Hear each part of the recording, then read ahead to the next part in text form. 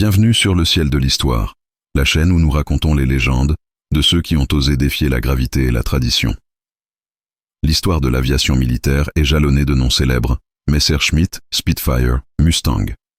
Des machines nées de grands bureaux d'études, soutenues par des millions.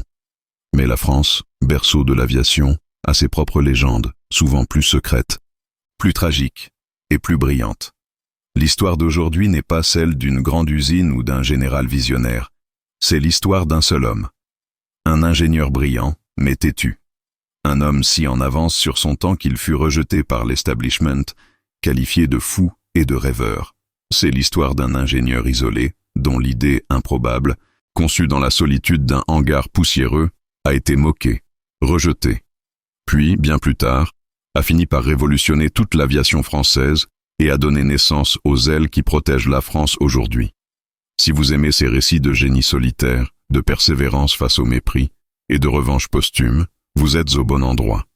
Abonnez-vous au ciel de l'histoire, laissez un j'aime pour soutenir ces innovateurs oubliés et dites-nous dans les commentaires depuis quel pays et quelle ville vous nous regardez aujourd'hui. Maintenant, retournons en 1936. L'année est 1936. L'air en France est lourd d'insouciance et d'une peur sourde. C'est le Front populaire, les premières vacances payées, mais de l'autre côté du Rhin, une ombre s'étend. L'Allemagne nazie vient de remilitariser la Rhénanie. Ces nouveaux avions, les Heinkel et les premiers prototypes de Messerschmitt, volent avec une arrogance métallique. L'armée de l'air française, autrefois la plus grande du monde, est en train de devenir un musée volant. Ces escadrilles sont composées de biplans de Whiting et de lents bombardiers Potez. Le ministère de l'Air, dirigé par le ministre Pierre Cot, lance un programme de modernisation frénétique.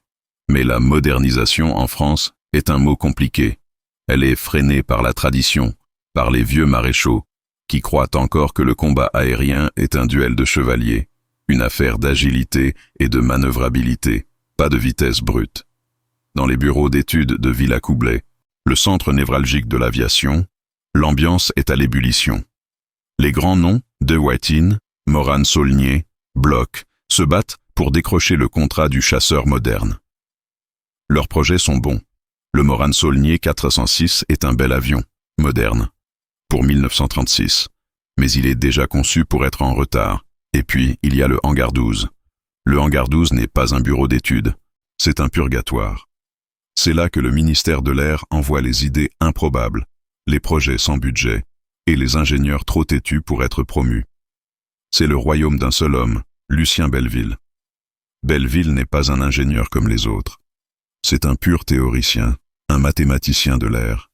Il ne dessine pas des avions, il dessine des flux. Il est obsédé par une idée que tout l'establishment considère comme une folie dangereuse. L'aile delta, pas l'aile en flèche des Allemands, une véritable aile en triangle isocèle. C'est une idée qui, sur le papier, ne fonctionne pas. Aux basses vitesses, elle est instable. Elle décroche sans prévenir. Elle est, selon les professeurs de l'école de l'air, un cercueil aérodynamique. Mais Belleville, dans ses calculs secrets, a découvert quelque chose. Il a découvert le vortex, ce tourbillon d'air qui, s'il est maîtrisé, ne fait pas décrocher l'aile delta, mais lui donne une hypersustentation, une portance presque magique à haute vitesse et à haute altitude. Le ministère lui a donné le hangar 12 et un budget dérisoire pour qu'il s'amuse et qu'il laisse les vrais ingénieurs travailler. Il est l'ingénieur isolé, le fou du triangle. Un jour, le général Blanchard, le grand Manitou des programmes d'armement, un homme qui a commencé sa carrière sur un biplan voisin, fait une tournée d'inspection. Il visite les ateliers de Morane, s'extasie devant le MS. 406. Puis, par curiosité méprisante, il se rend au hangar 12. Il y trouve Belleville. L'ingénieur n'est pas à sa planche à dessin. Il est à genoux sur le sol, entouré de fumée. Il a construit une petite soufflerie artisanale et il teste une maquette en balsa de son L-Delta. En regardant les filets de fumée d'une cigarette pour voir le vortex, Blanchard est horrifié. « Belleville, tonne-t-il, c'est ça que vous faites avec l'argent de l'État? Vous jouez au cerf-volant ?»« Non, mon général, » répond Belleville, se relevant, les yeux brillants de la fièvre de l'inventeur. « Je regarde l'avenir. Ceci, cette forme. C'est le seul moyen de franchir les 800 km/h. C'est le seul moyen de voler assez haut pour que la flaque ne vous touche pas. Le Messerschmitt est rapide, mais il est conventionnel. Ceci est une révolution. Une révolution, ricane Blanchard. C'est un fer à repasser. Il n'a pas d'empennage. Il n'a pas de queue. Comment diable voulez-vous diriger cette chose? C'est instable. C'est un avion conçu pour tuer son pilote. L'instabilité est la clé de la manœuvrabilité à haute vitesse, mon général. L'oiseau est instable. C'est pour ça qu'il tourne si vite. C'est la phrase de trop. Blanchard, l'homme de la tradition, explose. Assez. Vous n'êtes pas un poète, Belleville. Vous êtes, ou étiez, un ingénieur de l'État. Votre projet improbable est terminé. Le hangar 12 est réquisitionné pour le stockage des pneus du MS 406. Votre budget est coupé. Vous êtes réassigné à la section des standards et mesures, à Issy-les-Moulineaux. Vous allez passer le reste de votre carrière à vérifier des boulons. C'est un licenciement déguisé, une humiliation publique. Belleville est envoyé dans un bureau sans fenêtre, un placard, à compter des rivets. Son idée, ses calculs, sa maquette. Tout est mis au rebut, jeté dans un coin du hangar 12, sous une bâche, et oublié. L'ingénieur isolé a été écrasé. L'aviation française a choisi le MS 406. Elle a choisi la sécurité. Elle a choisi la tradition. Et, sans le savoir, elle a choisi la défaite de 1940. Le bureau de Lucien Belleville à Issy-les-Moulineaux était une tombe.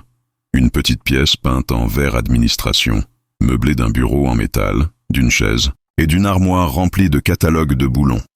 C'était la prison parfaite pour un esprit comme le sien. Pendant que la France s'effondrait, de 1937 à 1939, Belleville était chargé de standardiser les pas de vis. C'était une torture psychologique infligée par le général Blanchard. L'ingénieur isolé, l'homme qui avait vu l'avenir à 800 km/h, passait ses journées à mesurer des rivets au micromètre. Mais la bureaucratie ne pouvait pas emprisonner son esprit.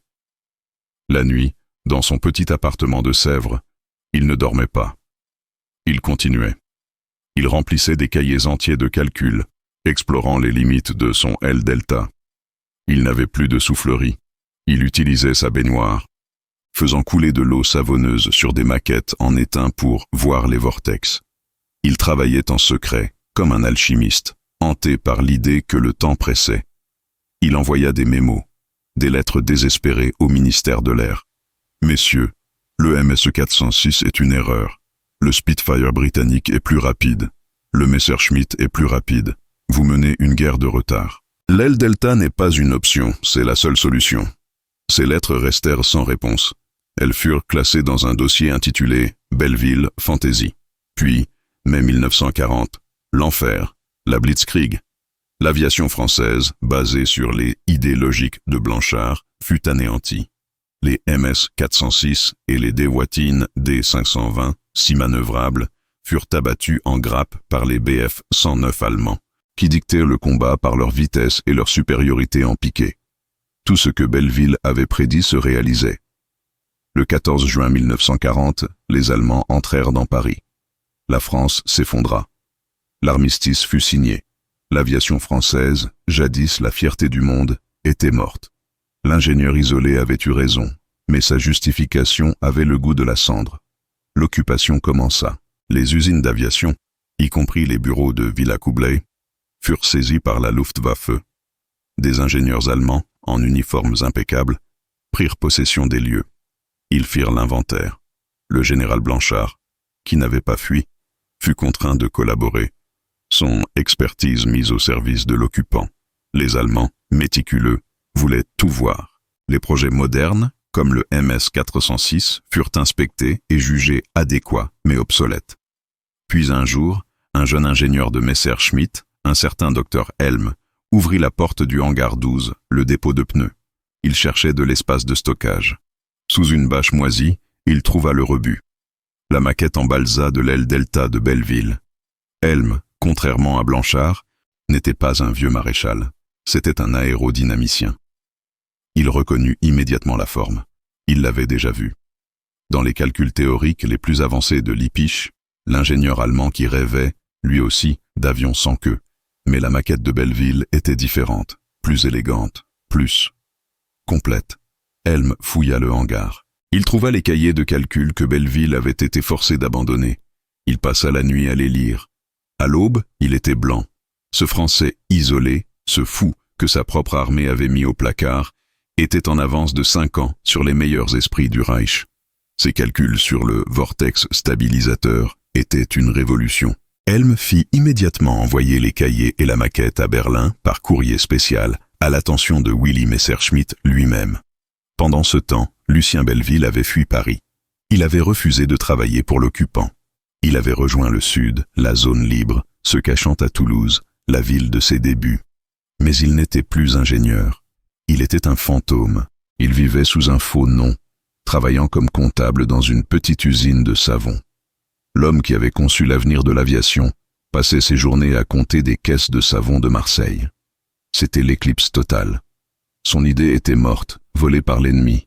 La France était vaincue, tout était fini. Et c'est là, dans cette obscurité totale, que la révolution commença. L'idée improbable n'avait pas besoin de son créateur. Elle avait besoin de quelqu'un pour la construire. Berlin, 1941.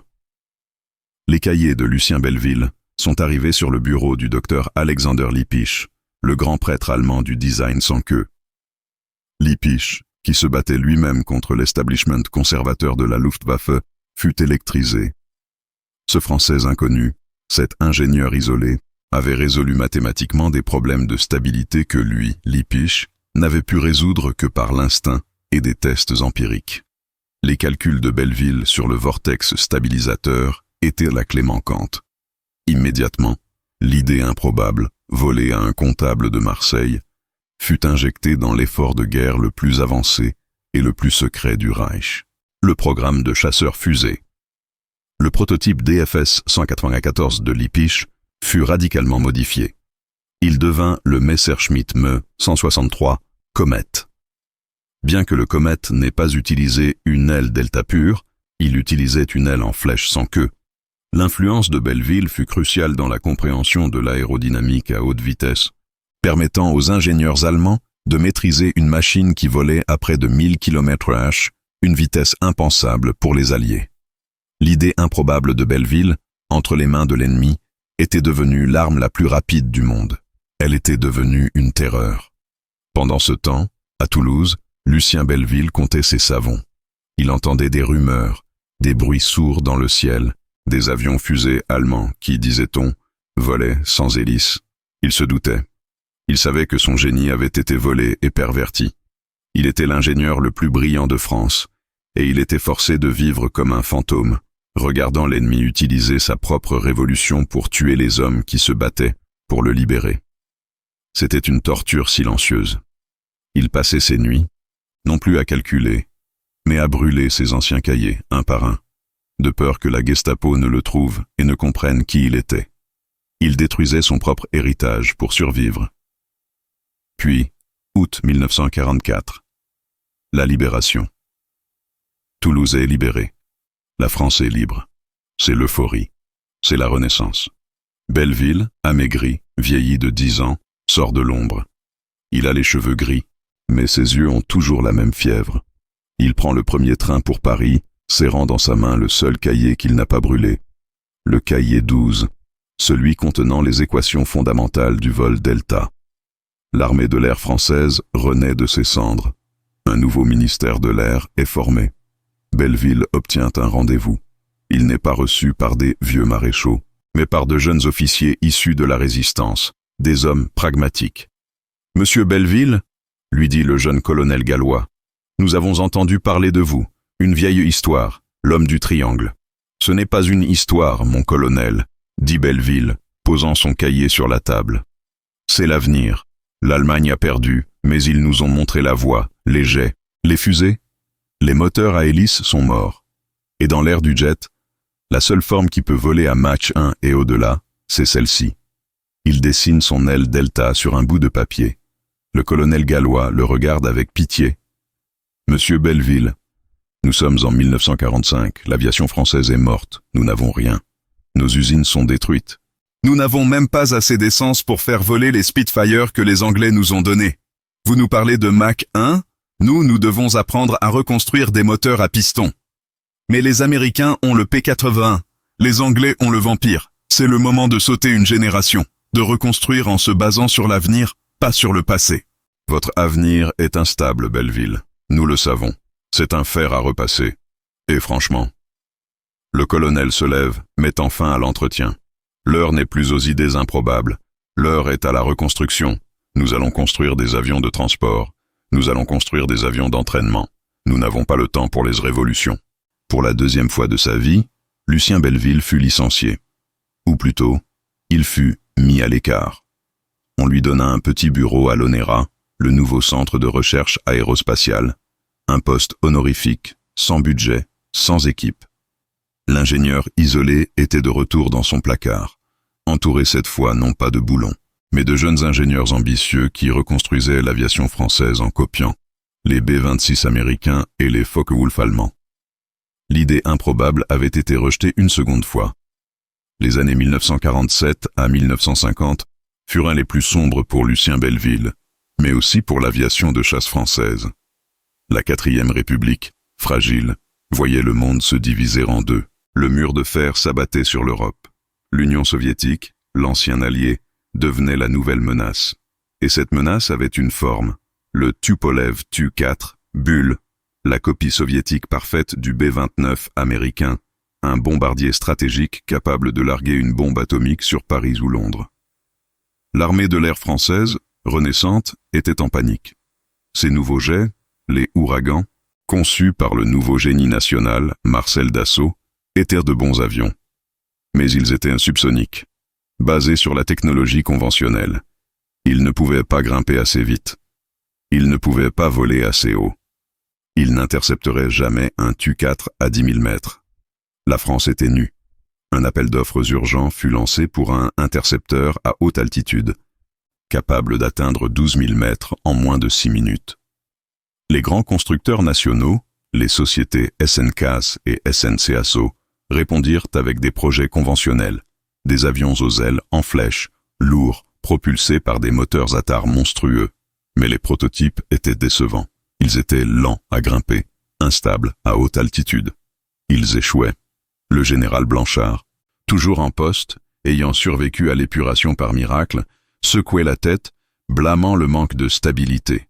Pendant ce temps, à l'ONERA, Lucien Belleville, l'ingénieur isolé, continuait son travail sur les boulons. Il avait maintenant 50 ans.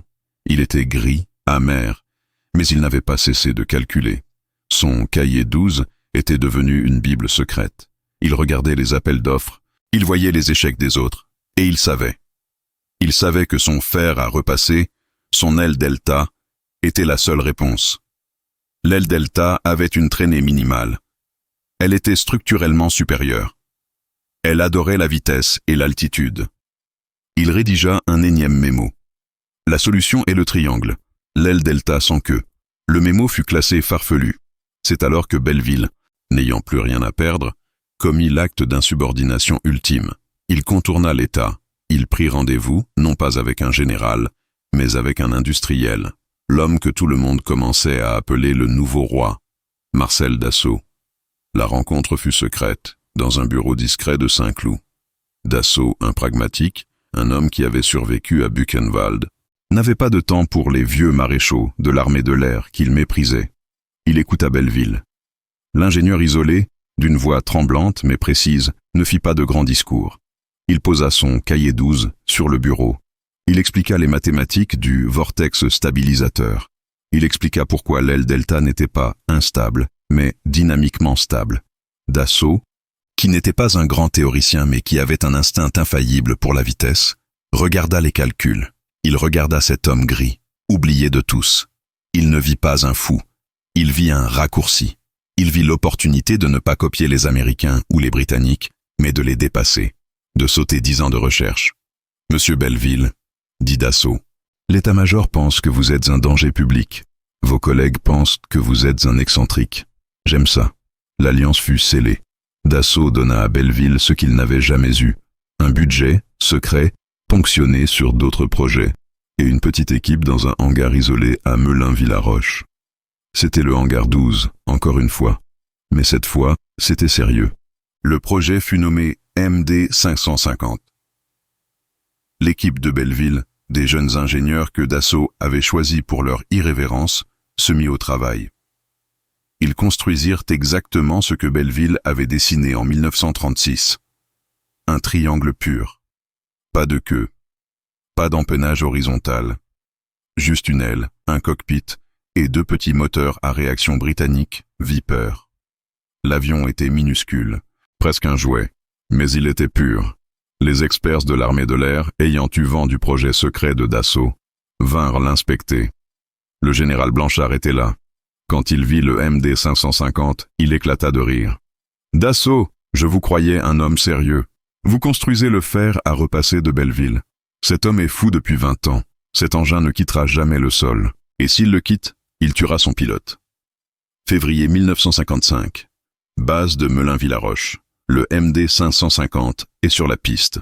Le pilote d'essai, Roland Glavany, est pâle. Il a regardé l'avion. « Il n'a pas de queue, monsieur Dassault. »« Il n'en a pas besoin, » répondit Belleville, qui se tenait à l'écart, son cahier à la main. « Faites confiance au vortex. » L'avion s'élança. Il décolla. Et il grimpa. Il ne grimpa pas. Il bondit vers le ciel, comme un galet lancé par un géant. Mais ce n'était pas assez. Il était sous-motorisé. Belleville et Dassault retournèrent à la planche à dessin. Ils firent une modification, un seul moteur, plus puissant, le Snecma Attar, et ils ajoutèrent quelque chose que Belleville avait calculé, une fusée d'appoint, un moteur fusée CPR pour l'interception, pour la poussée verticale. Le nouveau prototype fut prêt, et ce fut le jour de la Révolution. Devant l'état-major médusé, le général Blanchard toujours présent, le prototype redécolla. Il atteignit 10 000 mètres. Puis le pilote alluma la fusée. L'avion disparut, verticalement. Il atteignit 15 000 mètres en moins de 4 minutes. Puis, en piqué léger, sans effort, il franchit le mur du son. Bang. Le double bang sonique frappa la base, faisant vibrer les vitres du bâtiment de contrôle. Le général Blanchard laissa tomber ses jumelles. L'ingénieur isolé, le fou du triangle, venait de donner à la France le supersonique. L'idée improbable avait révolutionné l'aviation française. Le fer à repasser de 1936 venait d'être baptisé. Il s'appellerait le Mirage. Le double bang sonique qui a frappé la base de Melun-Villaroche ce jour-là n'a pas seulement brisé le mur du son. Il a brisé des décennies de tradition militaire française. Il a pulvérisé l'arrogance des vieux maréchaux et des bureaucrates en uniforme. Le général Blanchard, l'homme qui avait par 2 fois tenté de détruire la carrière de Belleville, a regardé le petit triangle d'argent se poser avec une grâce improbable. Il n'a rien dit. Il a simplement ôté son képi, l'a posé sur la table et a quitté la salle de contrôle. C'était la fin de son règne. C'était le début de l'ère Belleville. Le prototype MD 550, cette idée improbable, fut immédiatement commandé en série par l'armée de l'air. Il fut militarisé, perfectionné et devint le Mirage 3. Et il a révolutionné non seulement l'aviation française, mais l'équilibre des forces mondiales. Ce n'était pas seulement un avion rapide. C'était une philosophie. L'aile delta de Belleville, celle qui avait été moquée comme un fer à repasser, s'est révélée être l'arme absolue pour l'ère du jet. Elle grimpait plus vite que n'importe quel F-104 Starfighter américain. Elle tournait plus court à haute altitude que n'importe quel MiG-21 soviétique. Et elle était incroyablement solide et facile à fabriquer. L'idée que les Allemands avaient volée, que les Américains n'avaient pas comprise, et que les Britanniques développaient en parallèle, avec l'Avro Vulcan, était devenue, grâce à l'obstination d'un seul homme, la signature de la France. La révolution ne s'est pas arrêtée là. Le Mirage 3 est devenu l'avion le plus exporté et le plus redouté de sa génération. Pendant la guerre des 6 jours, en 1967, aux mains des pilotes israéliens, le Mirage 3, l'enfant direct de la folie de Belleville, a anéanti les aviations égyptiennes, syriennes et jordaniennes en quelques heures, obtenant une supériorité aérienne totale. Les pilotes israéliens l'appelaient Shahak, ciel. C'était l'arme parfaite, née du cerveau d'un comptable de Marseille. L'ingénieur isolé avait gagné sa guerre avec 20 ans de retard. Et Lucien Belleville? L'histoire, si souvent ingrate, a cette fois-ci corrigé son erreur. Marcel Dassault, qui n'oubliait jamais une dette, sortit Belleville de son placard de l'ONERA. Il fut nommé consultant spécial, le titre le plus élevé, le gourou de l'aérodynamique de Dassault Aviation. Son cahier 12 devint la pierre de Rosette de l'entreprise. L'aile delta de Belleville est devenue l'ADN de toute l'aviation de combat française. Du Mirage 3 au Mirage 4, le bombardier nucléaire. Du Mirage 2000 au Rafale d'aujourd'hui. L'avion de combat moderne qui protège le ciel français en ce moment même est un descendant direct, une version raffinée, de ce petit fer à repasser en balsa que le général Blanchard avait piétiné de mépris en 1936. Lucien Belleville est mort en 1981, couvert d'honneur, ayant reçu la Légion d'honneur pour service exceptionnel à l'aéronautique. Mais il est resté, jusqu'à la fin, un ingénieur isolé. Il préférait le silence de son bureau et la pureté de ses calculs aux cérémonies. Il avait vu son idée rejetée, volée, pervertie, puis finalement triompher. Il avait appris que les révolutions ne naissent pas dans les comités. Elles naissent dans l'esprit d'un seul homme, assez fou pour avoir raison contre tout le monde.